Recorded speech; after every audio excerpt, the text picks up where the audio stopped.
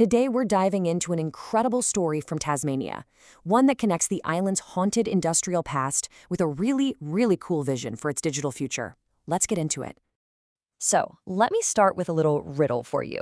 What could possibly connect a rugged, sprawling trail network in Tasmania with a fleet of electric commuter trains zipping around Sydney? I mean, on the surface, they couldn't be more different, right? So what's the link? Well, the answer is hiding in plain sight. It's the name, Tangara. It's an Aboriginal word, and it has these two beautiful connected meanings.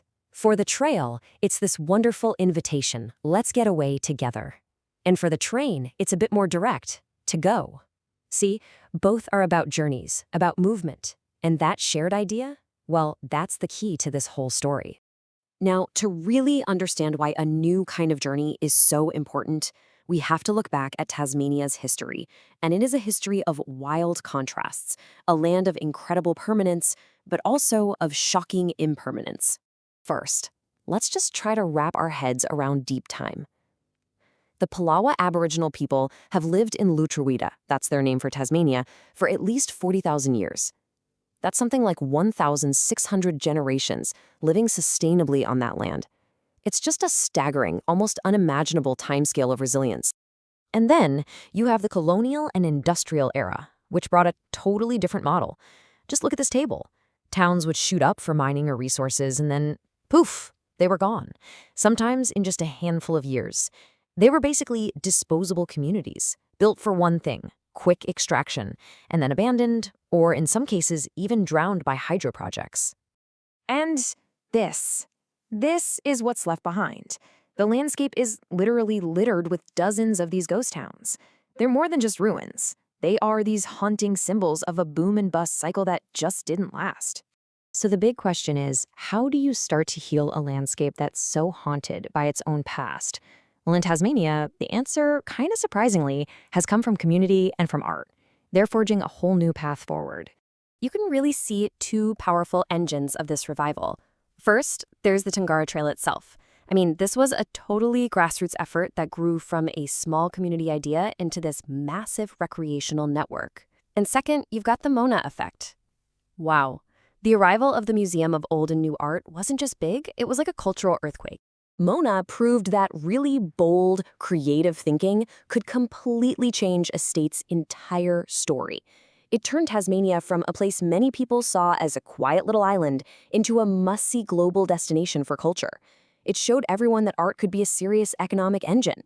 Okay, so this brings us right up to today, to a brand new vision, one that takes that grassroots community spirit of the trail and mixes it with the transformative power of art and technology. It's a pretty brilliant proposal. The idea is called the Tangara Art Trail. And that word, art, is there for a reason. It's super clever because it has this double meaning that perfectly bridges Tasmania's past with its future. Okay, check this out because this is the really cool part. On one hand, art just means art. Imagine setting up community hubs in these old ghost towns, showcasing local arts and crafts, teaching old school heritage skills, real physical galleries. But on the other hand, art is also an acronym for augmented reality technology. And this is where the past literally comes roaring back to life. So we're not talking about rebuilding these towns with bricks and mortar. Not at all. It's about rebuilding them with light and sound and story. It's this major shift away from an economy of extraction to an economy of experience. So how would this actually work?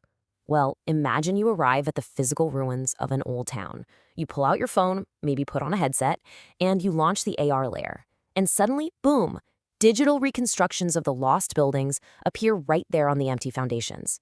You could hear the ancient stories of the Palawa people who lived on that land for millennia, and then hear the hustle and bustle of the industrial town that came after. You'd literally be walking through layers of time. And this brings us full circle all the way back to that commuter train in Sydney.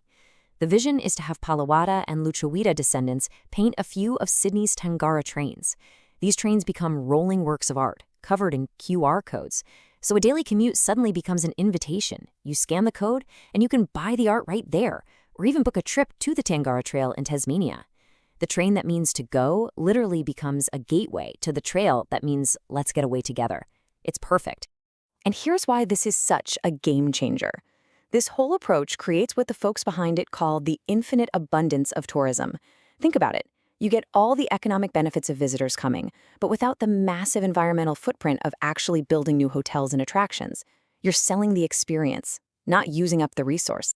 So, it all leaves us with this one final, powerful question. Can we use technology like this, not to escape from our world, but to see its hidden layers more clearly? And if we can, could that help us finally learn from the ghosts of the past to build a truly sustainable future? It's a huge thought, and it's one that Tasmania might just be on the verge of answering.